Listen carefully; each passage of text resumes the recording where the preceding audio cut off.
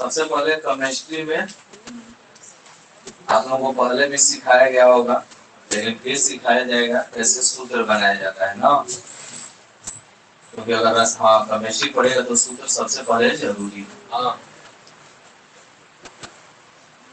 तो सबसे पहले आप लोगों को अभी चैप्टर चालू नहीं होगा, अभी अध्याय चालू नहीं होगा। पहले अभी सूत्र बनाना सिखाया जाएगा, इससे और समीकरण को कैसे संतुलित किया जाता है, और इसके बाद आप लोगों को चैप्टर में ले जाया जाएगा ना। तब जाकर के धीरे धीरे आप लोगों को केमिस्ट्री समझ में आएगा ना। चलो ध्यान दो। तो सबसे पहले हम लोग रसायन शास्त्र यानी रसायन विज्ञान के बारे में पढ़ेंगे। चूंकि रसायन तो रसायन शास्त्र या रसायन विज्ञान का जनक कहा जाता है लेबोजियर। लेबोजियर नाम के वैज्ञानिक को, ठीक है, लेबोजियर नाम के वैज्ञानिक को, इसका नाम अलग अलग किताबों में अलग अलग, चूंकि इंग्लिश नाम है ना, कहीं कहीं लाफाजवे दिया होगा, ठीक है, कहीं कहीं लाफाजवे, कहीं कहीं लेबोजियर, ठीक है। तो हम लोगों को जो देश में उच्चारण करने है वही ना करेंगे। भारत में रसायन विज्ञान के जनक को क्या कहता है? लेबोजियर, यानी कि भारत में विश्व स्तर पर है पूरे, ठीक है। तो रसायन विज्ञान का जनक लेबोजियर को कहा जाता है। परिभाषा क्या है रसायन का? तो अगर हम लोग पढ़े होंगे विज्ञान, अगर हम लोग विज्ञान पढ़े होंगे तो विज्ञान की परिभाषा है कि सावधानी पूर्वक विज्ञान कहा जाता है। जो भी हम एकदम मतलब कि क्रमबद्ध तरीके से करके क्या करते हैं, सावधानी पूर्वक, थोड़े ना जल्दीबाजी में कर दोगे एकदम, हाँ, सावधानी पूर्वक धीरे धीरे क्या करते हैं, कोई भी काम कोई भी परीक्षण करते हैं, उससे जो जानकारी मिल जाती है वही क्या कहलाता है, यानी वह शास्त्र जिसके अध्ययन से विशेष जानकारी प्राप्त होती है वही विज्ञान। विज्ञान की दो शाखाएं हैं, एक जीव विज्ञान, एक भौतिक विज्ञान। एक जीव विज्ञान, एक भौतिक विज्ञान। जीव विज्ञान में जीवों के बारे में पढ़ा जाता है, भौतिक विज्ञान में निर्जीवों के बारे में बताया गया होगा। तो जीव विज्ञान भी नहीं पढ़ना है, भौतिक विज्ञान भी नहीं पढ़ना है। भौतिक विज्ञान की दो शाखाएं, भौतिकी, एक रसायन। एक भौतिकी होता है फिजिक्स, दूसरा केमिस्ट्री रसायन। तो हम रसायन पढ़ रहे हैं, तो रसायन का ही जनक, रसायन विज्ञान का ही जनक किसको कहा जाता है? अब परिभाषा क्या है कि विज्ञान की वह शाखा, विज्ञान का ही एक ब्रांच है, तो विज्ञान की वह शाखा जिसके अंतर्गत निर्जीव पदार्थ, तो इसमें सजीव के बारे में तुम नहीं पढ़ोगे, निर्जीव के बारे में, लेकिन कैसा निर्जीव वो भी आगे देखते हैं। विज्ञान की वह शाखा जिसके अंतर्गत निर्जीवों पदार्थों अर्थात किसी रासायनिक पदार्थों अर्थात किसी पदार्थ, अब पदार्थ रासायनिक न भी हो, ठीक है, जैसे पानी है, ठीक है, तो पानी के अब हम लोग हिसाब से लग रहा है रासायनिक पदार्थ नहीं है, लेकिन जब उसके गुण, बनावट, रचना का जब अध्ययन करेंगे तब कहेंगे वो पानी भी क्या है, रासायनिक पदार्थ है, ठीक है। पानी तो हमको कहेंगे पानी तो एक पदार्थ है, लेकिन एक्चुअल में विज्ञान में पानी एक रासायनिक पदार्थ है, क्योंकि हाइड्रोजन और ऑक्सीजन के मिलने से क्या बना है, पानी, ठीक है। तो वही कह रहा है कि विज्ञान की वह शाखा जिसके अंतर्गत निर्जीव पदार्थों अर्थात किसी रासायनिक पदार्थों अर्थात किसी पदार्थ के गुण, उसका गुण कैसा है, ठीक है, ठोस है, द्रव है, गैस है, ठीक है, किस तरह का गुण है, ठीक है, बनावट कैसे बना हुआ है, रचना उसका रचना कैसा है, एवं उसमें होने वाले परिवर्तन, चेंजिंग, उसमें किस तरह का परिवर्तन हो रहा है, परिवर्तन होकर कैसा पदार्थ बना रहा है, ये सब जितने भी परिवर्तन है, ठीक है। परिवर्तन दो तरह के पढ़ेंगे, भौतिक, भौतिक को छोड़ दो, भौतिक में तोड़ फोड़ की क्रिया आती है, टूटने से, फोड़ने से, हाँ, काटने से, चीरने से, जो भी होगा वो क्या होगा, भौतिक परिवर्तन। एक रासायनिक परिवर्तन होता है कि वो अपने मूल, जैसे हम एक ईंटा का टुकड़ा ले लें, ईंटा के टुकड़ा को अगर हम क्या करें, हम थोड़े से तोड़ दें तो पत्थर थोड़े होगा, ईंटा का लेकिन टुकड़ा होगा, वो टुकड़ा को और तोड़ दो, माटी होगा, फिर ईंटे होगा, तो भौतिक परिवर्तन है। उसमें पदार्थ भले ही अपना रूप कुछ समय के लिए चेंज करता है, लेकिन अपने मूल मूल स्वरूप को नहीं छोड़ता है। अब ईटा का गुण गायब हो जाएगा तोड़ने से? हाँ, हानि न होगा जी, टुकड़ा टुकड़ा न हो जाएगा। तो परिवर्तन कहलाता है भौतिक परिवर्तन। और रासायनिक परिवर्तन में जब कोई पदार्थ जब चेंज करेगा तो एक नया बन जाएगा ना। जैसे हाइड्रोजन और ऑक्सीजन को मिलाएंगे तो पानी, तो ना उसमें हाइड्रोजन का गुण होगा ना उसमें, और उसमें एक नया गुण आ गया। कैसा? वो एक रासायनिक परिवर्तन हुआ। ठीक है, जैसे दूध से दही का जमना, लोहे में जमना, सब आगे हम लोग पढ़ेंगे। तो वही कह रहा है कि उसमें होने वाले परिवर्तनों के बारे में हम विस्तार से अध्ययन करते हैं। वही हमारा रसायन विज्ञान या रसायन शास्त्र है। ठीक है, रसायन शास्त्र या रसायन विज्ञान विज्ञान की वह शाखा है, वह ब्रांच है, वह शास्त्र है जिसके अध्ययन से, चाहे जिसके अंतर्गत निर्जीव पदार्थों का अध्ययन या किसी रासायनिक पदार्थों के या किसी पदार्थ के गुण, बनावट, रचना एवं उसमें होने वाले परिवर्तनों के विस्तार से अध्ययन किया जाता है। ना कि तरी मनी विस्तार से पढ़े। हाँ, विस्तार से केवल 10 मिनट नहीं, जैसे जैसे आगे जाएंगे वैसे वैसे पढ़ेंगे। ठीक है, तो उसे ही रसायन शास्त्र कहा जाता है। देखना जानना आप लोगों का जरूरी है। और आ गया कि रसायन विज्ञान की कितनी शाखाएं होती हैं। रसायन विज्ञान में बहुत सारी शाखाएं हैं। रसायन विज्ञान अकेला नहीं है, बहुत सारे ब्रांचों में बटा हुआ है। पहला है कार्बनिक रसायन, ऑर्गेनिक केमिस्ट्री। पहला है कार्बनिक रसायन, ऑर्गेनिक, यानी यह एक ऐसा रसायन है जिसमें कार्बन से संबंधित तथ्यों के बारे में अध्ययन करें। यानी कार्बनिक चीजों, कार्बनिक वस्तुओं, कार्बनिक पदार्थों के बारे में। उसमें दूसरा कोई नहीं रहेगा, घूम फिर के कार्बन आएगा, घूम फिर के। और भी अगर चीज होगा तो लेकिन उसमें कार्बन जरूर विद्यमान। जिन वस्तुओं में, जिन पदार्थों में कार्बन विद्यमान हो, से कार्बनिक पदार्थ कहते हैं। जैसे पानी एक कार्बनिक पदार्थ नहीं है, क्योंकि पानी में कार्बन नहीं है, क्योंकि हाइड्रोजन और ऑक्सीजन।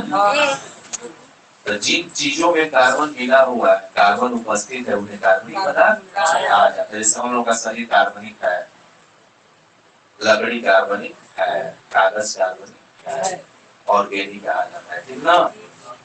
तो जिन वस्तुओं में कार्बन उपस्थित हो वही कार्बनिक पदार्थ है, जिसमें कार्बन न हो उसे अकार्बनिक, और कार्बनिक को इनऑर्गेनिक।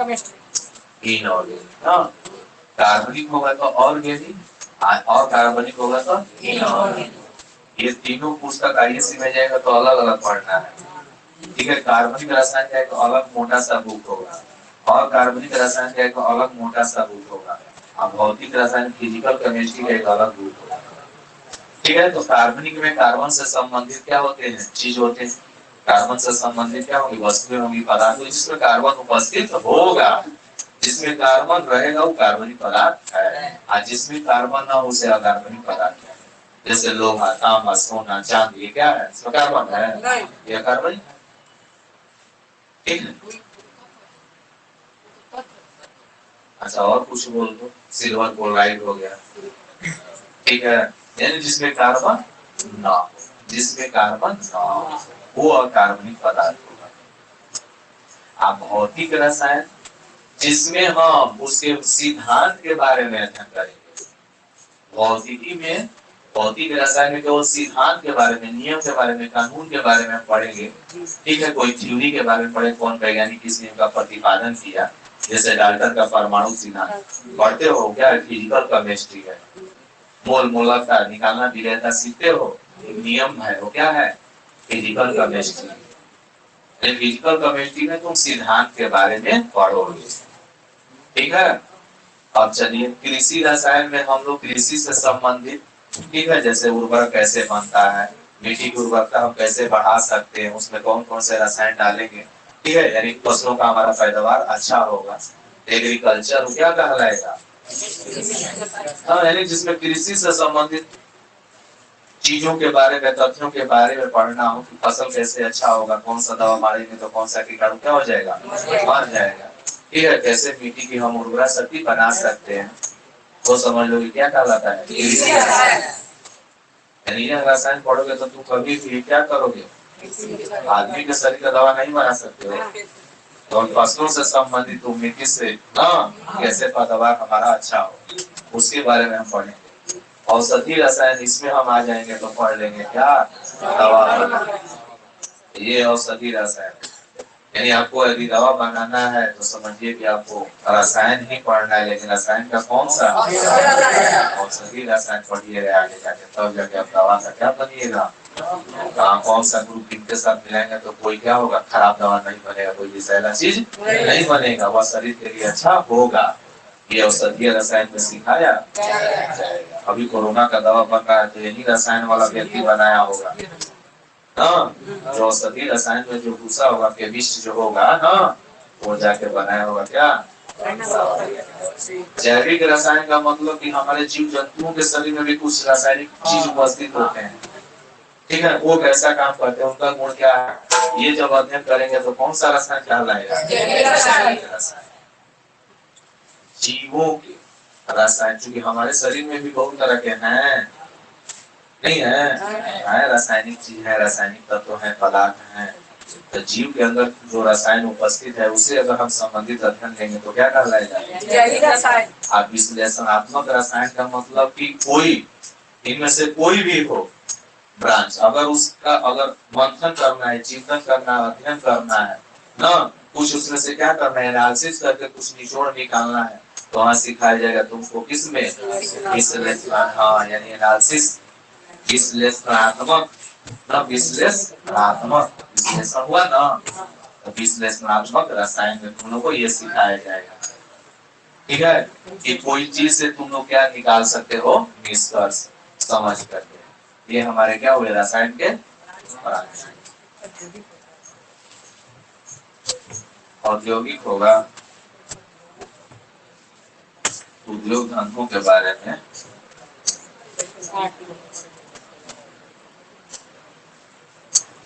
चलो तो हेडिंग डालो।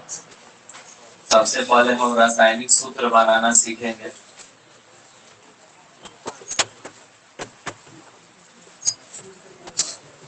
सबसे पहले हम रासायनिक सूत्र बनाना सीखेंगे।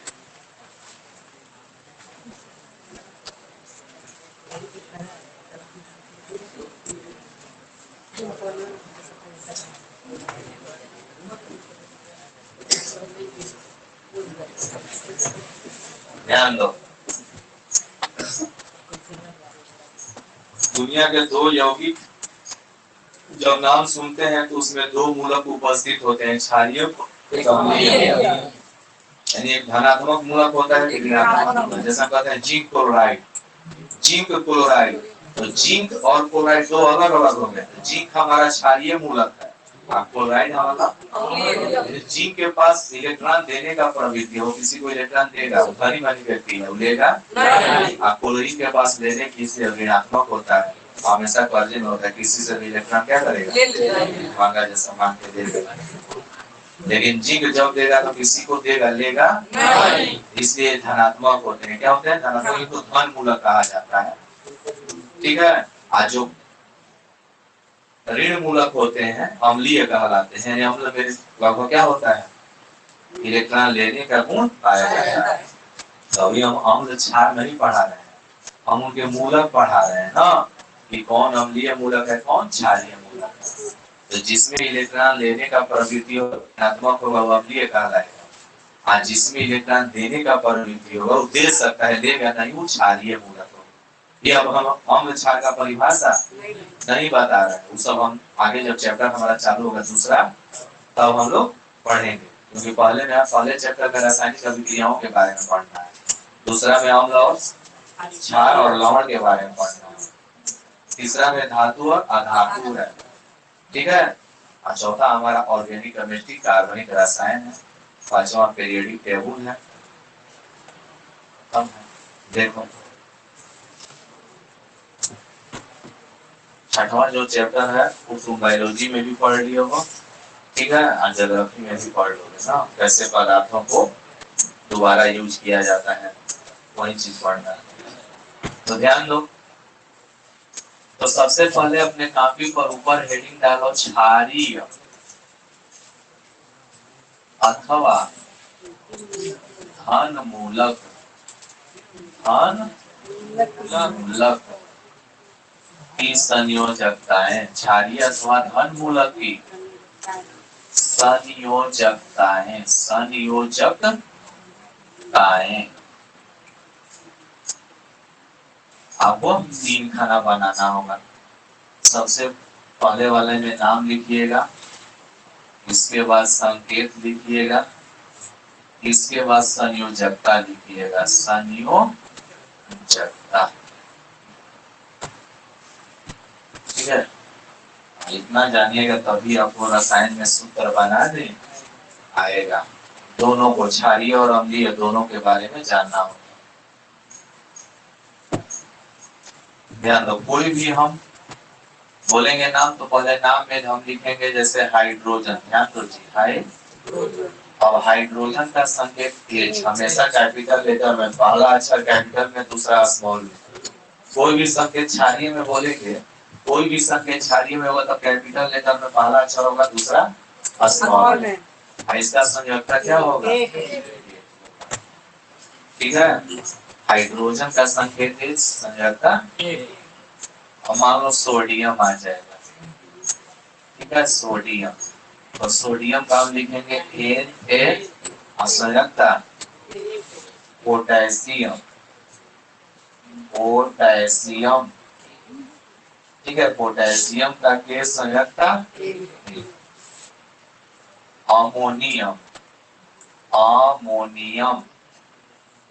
ठीक है, अमोनियम का होगा NH4 संयोजकता।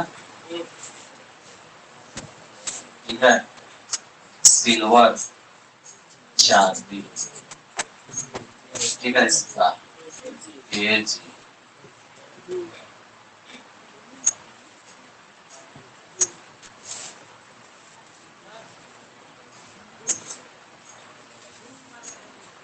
प्रिंस कुमार,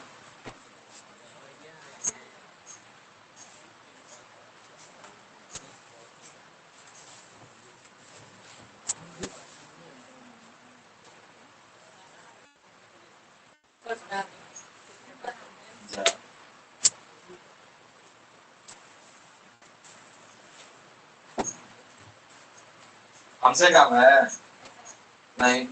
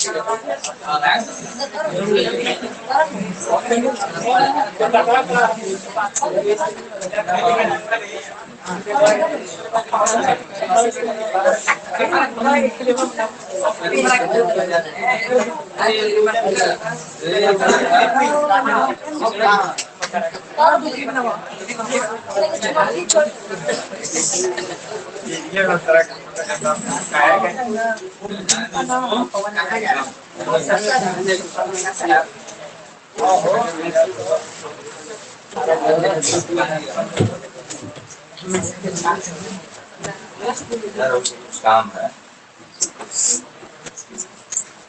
ठीक है, तो इसी तरह आप लोगों को लिखना है, हमने बता दिया, बोलेंगे लिख लेना ना।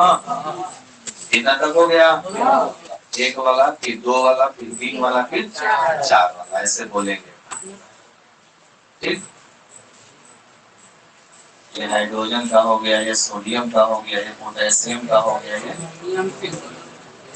ठीक है। लिख दें कि बोल दें? बोल दिए।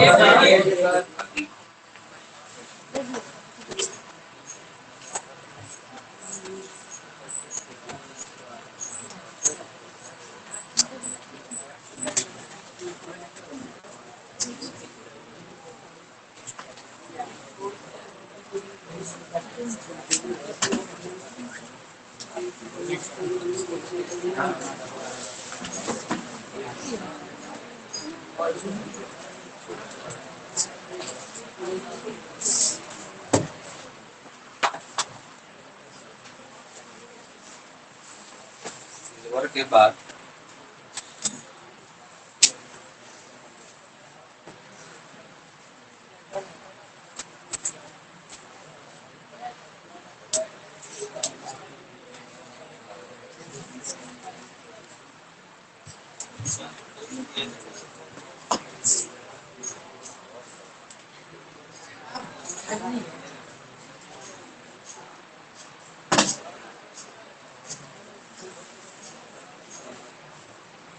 लिखो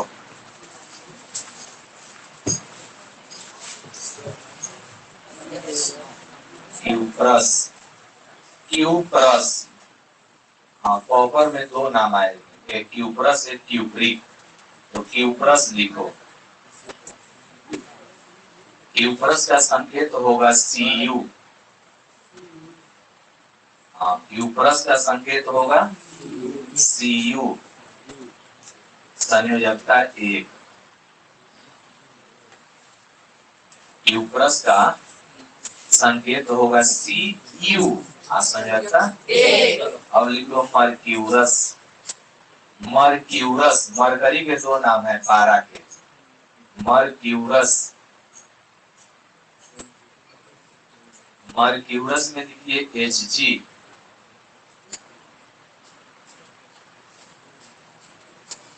संयोजकता में 1।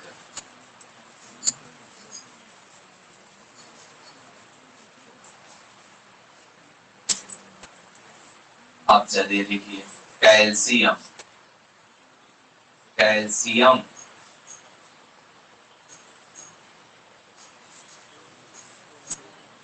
कैल्शियम का संकेत लिखिए Ca। Ca, संयोजकता 2। संयोजकता magnesium. Magnesium, magnesium,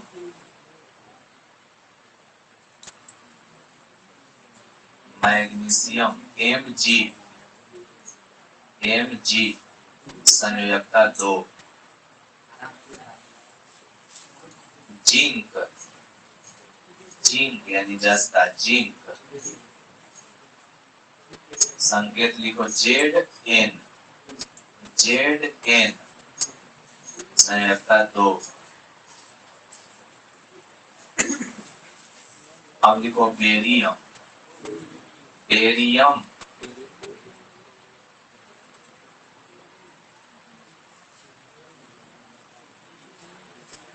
barium Ba। Ba, संयोजकता 2। अब लिख लो क्यूप्रिक।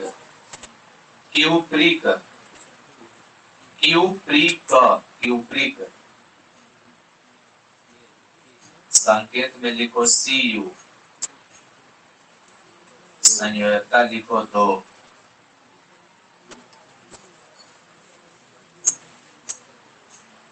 अब लिखो फेरस।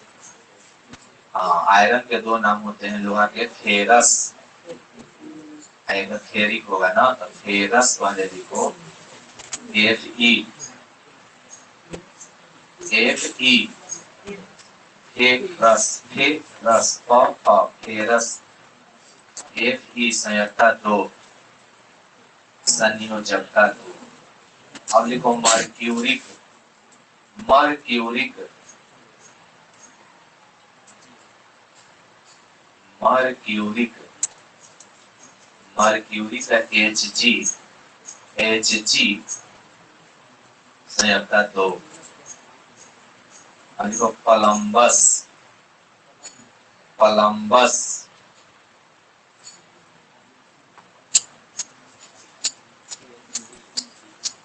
कोलंबस लेड जैसे सीसा पीबी होता है ना, उसी का 2 नाम है। कोलंबस के पीबी संयोजकता 2। कोलंबस के पीबी संयोजकता 2। अब लिख लो अस्टैनस, अस्टैनस,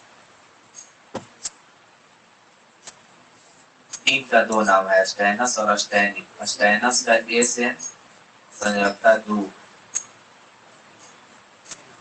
अस्टैनस का एसएन संयोजकता 2। मैग्नस, मैग्नस,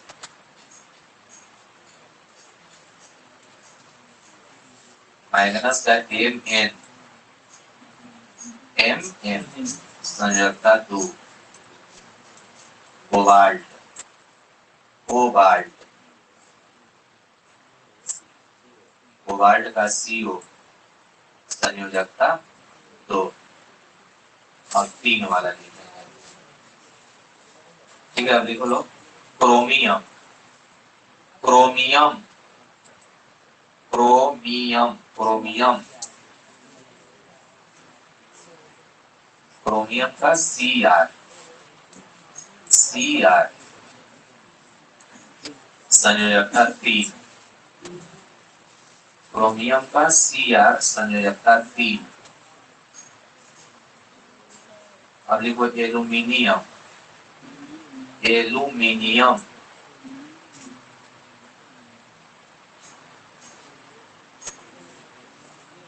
संकेत ए एल, ए एल संयोजकता 3।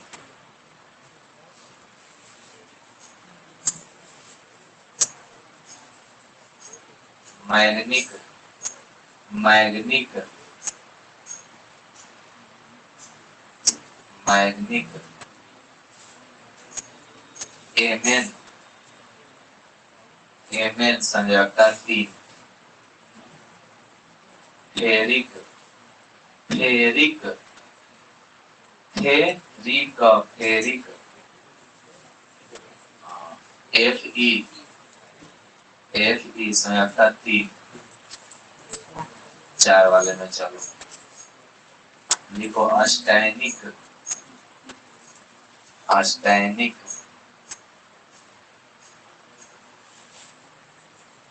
अस्टैनिक का एसएन संयोजकता 4। अस्टैनिक का एसएन संयोजकता 4।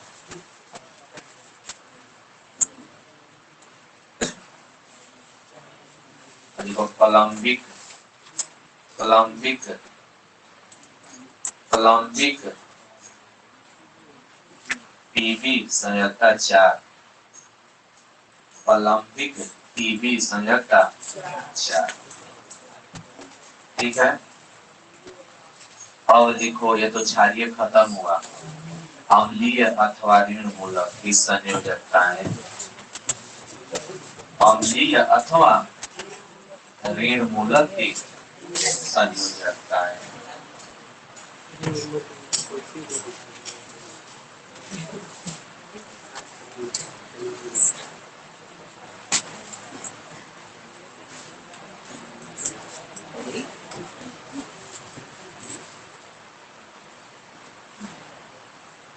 अम्लीय अथवा ऋण, ऋण मूलक की संयोजकता, अम्लीय अथवा ऋण मूलक की संयोजकता। इसमें भी बनाइएगा 3 खाना, नाम संकेत संयोजकता, नाम संकेत। ठीक है, इसमें कोई भी संकेत होगा उसका सभी अक्षर कैपिटल से होंगे। अगर स्मॉल होगा तो हम स्मॉल बोलेंगे, नहीं बोलेंगे तो कैपिटल से ही लिखना। ठीक है, जैसे सल्फाइड का एस संयोजकता, इसमें ग्रुप वाइज चलेगा। सल्फाइड, सल्फाइड, सल्फाइड का SO3 संयोजकता 2। सल्फेट, सल्फेट इसका होगा SO4 संयोजकता 2। बाई सल्फेट, बाई किसी के नाम में बाई लग जाएगा तो एक हो जाएगा, HSO4 इसका संयोजकता 1। बाई सल्फाइड, बाई सल्फाइड इसका होगा HSO3, सल्फाइड में H लगा तो बाई लग जाएगा, इसका संयोजकता 1। इसी तरह से चलेगा।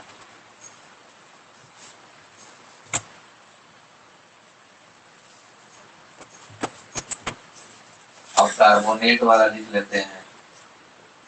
कार्बोनेट, कार्बोनेट का होगा CO3 संयोजकता 2। IC में बाई कार्बोनेट पढ़ लें, बाई कार्बो, यही कार्बोनेट के पहले H लगा दो, HCO3 संयोजकता 1।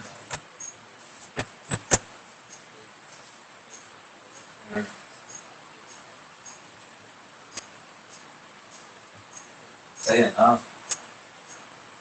पढ़ेगा कभी, चलो तो केमिस्ट्री सीख जाओगे।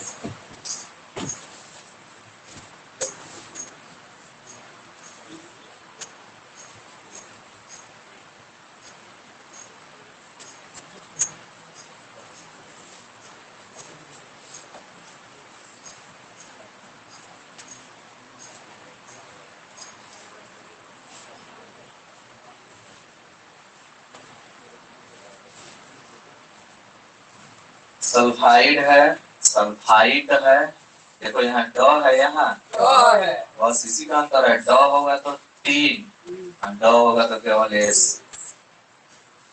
Sulphide, sulphide, sulphate, by sulphate, by sulphide, sulphur वाला खत्म। कार्बोनेट, बाई कार्बोनेट, इसमें दो ही है, कार्बोनेट है एक, बाई कार्बोनेट, बाई कार्बोनेट, ठीक है। बाई लग गया तो समझ लो संयोजकता 1 होगा। और याद करके आना है, पूछेंगे, नाम पूछेंगे, उसका संकेत संयोजकता 2 को बताना है। पूछ देंगे सल्फाइड का संकेत क्या होगा, ये संयोजकता क्या होगा 2, ऐसे याद रखना है, तभी रासायनिक सूत्र बनाना।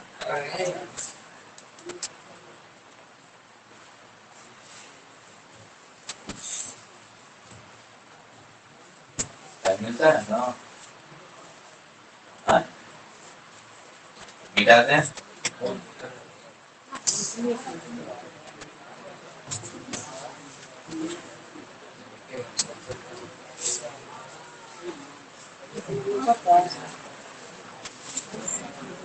हाइड्राइड, हाइड्राइड,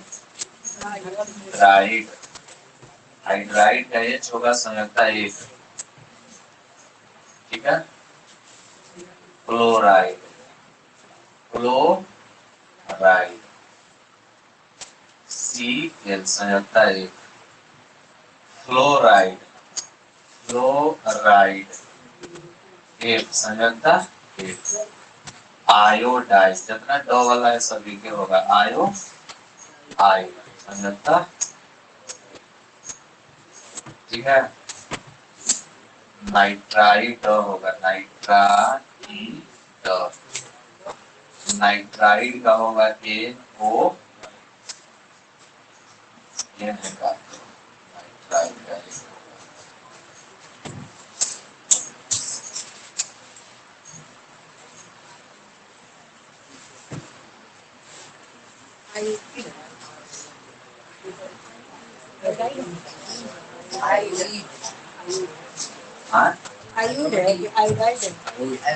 आयोडाइड, आयोडाइड है, नाइट्राइड NO2 संयोजकता 1।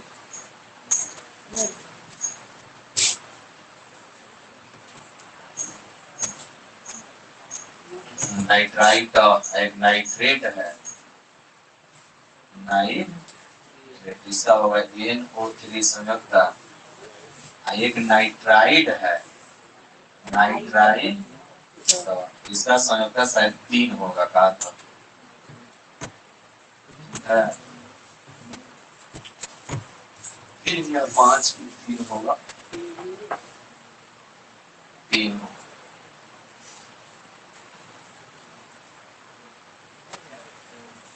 नहीं, hydride, chloride, fluoride, iodide, nitride, nitrate, nitride.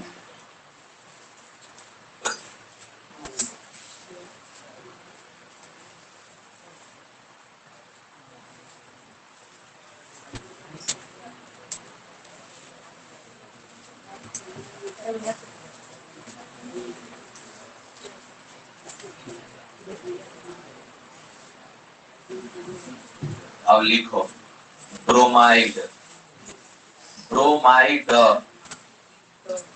Bromide,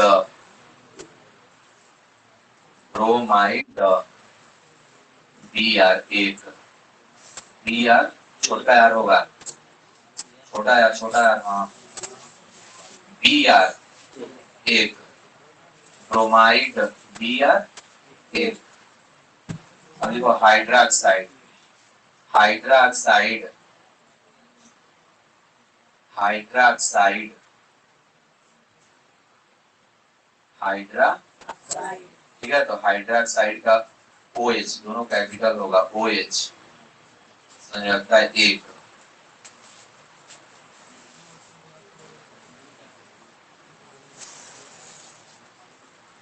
अब लिख लो हाइपोक्लोराइट, हाइपोक्लोराइट, हाइपोक्लोराइट, हाइपोक्लोराइट, ट ट ट, इसका संकेत लिखो, उसमें जो एल आएगा छोटा आएगा, ClO, ClO यानी ClO, Cl एक हो गया, क्लोरीन O, ClO संयोजकता एक।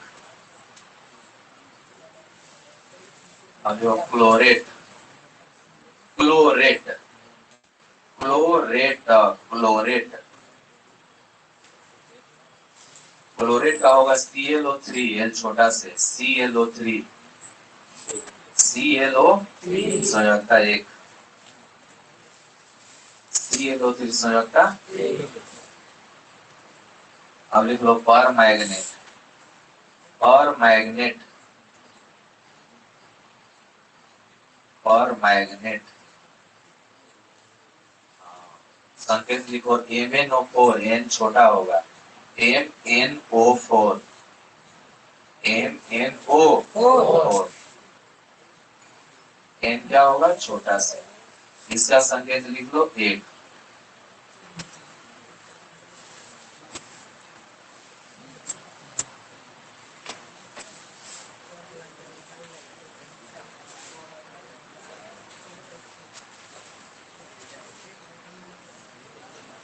अब लिखो दो वाला का, दो वाला तो बोले नहीं है, लेकिन लिखो अब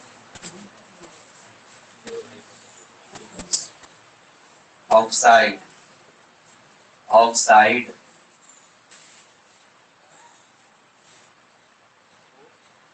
ऑक्साइड का O संयोजकता दो, पर ऑक्साइड, पर ऑक्साइड, पर ऑक्साइड, संकेत O2 होगा, संकेत O2, लेकिन संयोजकता दो। अब लिख लो डाइक्रोमेट, डाइक्रोमेट, डाइक्रोमेट, डाइक्रोमेट, इसका संकेत लिख लो, R छोटा लिखना, Cr2O7, Cr2O7 संकेत है, Cr2O7, Cr2 संयोजकता 2। अब लिख लो क्रोमेट, क्रोमेट, क्रोमेट, क्रोमेट, हाँ, क्रोमेट का लिख लो CrO4, R छोटा, CrO4, CrO4 संयोजकता 2। अब लिखो सिलिकेट, सिलिकेट, सिलिकेट, SiO3 आई छोटका SiO3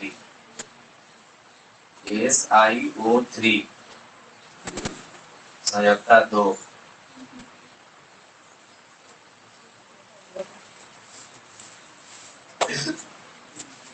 zincate ZnO2 zincate N छोटा होगा ZnO2 जिंकेट ZnO2 संयोजकता 2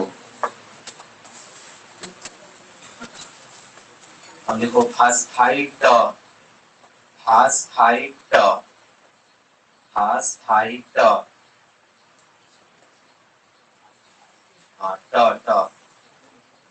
संकेत लिखो HPO3 सब कैपिटल HPO3 संयोजकता 2 और लिखो मैग्नेट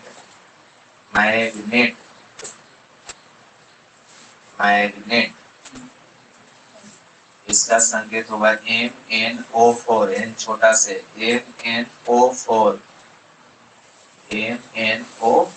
संयोजकता 2 अब 3 वाले में प्रवेश करो फास्फेट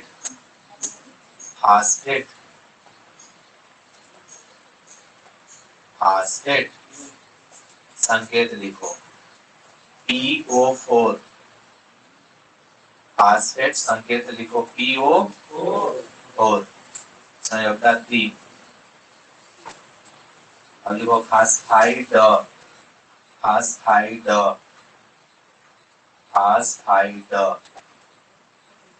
P संयोजकता 3 फास्फाइड का संकेत P का पैरोट P संयोजकता 3 और लिखो एल्यूमिनेट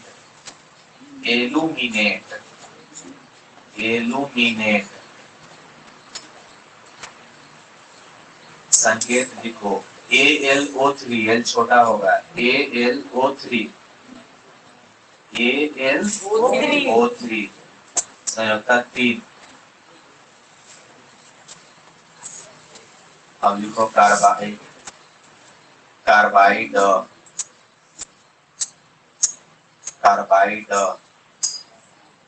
संयोजकता 4 C संयोजकता 4 कार्बाइड का C संयोजकता 4 अब लिखो थायोसल्फेट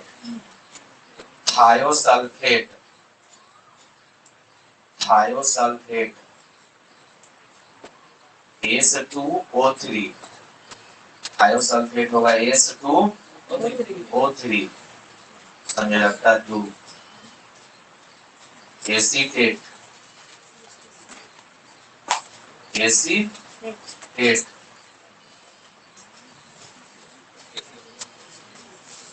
संकेत लिखो CH3COO सब कैपिटल में CH3COO ये एसीटेट का संकेत है संयोजकता 1 संयोजकता 1 ठीक है। तो इस तरह से अम्लीय मूलक हुआ और क्षारीय मूलक ठीक है। दोनों याद करके आइएगा अम्लीय मूलक और क्योंकि जब अम्लीय मूलक क्षारीय मूलक मिलेंगे तभी जाकर के यौगिक बनेगा रासायनिक यौगिक ना तभी आप सूत्र बना पाइएगा। तो याद करके कब क्या करना है ठीक ना। बस आज इतना ही चलिए।